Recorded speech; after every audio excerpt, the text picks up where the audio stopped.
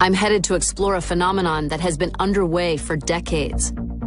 Hundreds of thousands of African-American men across the country have converted to Islam behind bars. First, if I could get a show of hands, how many of you all converted to Islam inside prison? So almost all of you.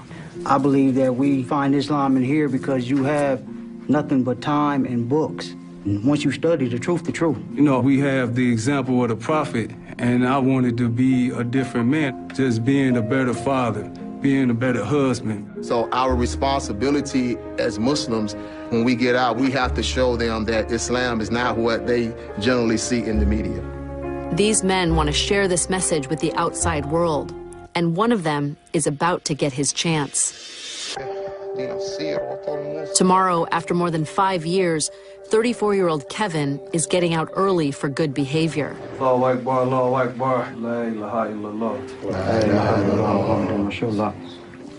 Once a week, they come together in prayer. Allahu Akbar. Allahu Akbar. For Kareem, one of the initial draws to the faith was that the Prophet Muhammad had companions who were the lowest members of society. His followers were outcasts. They were like us. Assalamu alaikum wa rahmatullah. Your brother Kareem is leaving here tomorrow. Does anyone have any words for him? Hopefully I will meet you again out in the world. Forgive me, I'm getting emotional a little bit, you know, because we love our brothers. We do. We really do. We love our brothers. I love you too, Rob.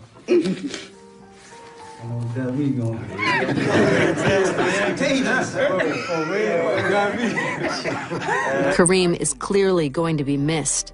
You know we love you. Love you too, Rob. Tomorrow, he leaves behind this brotherhood and takes his fortified faith and knowledge out into the world.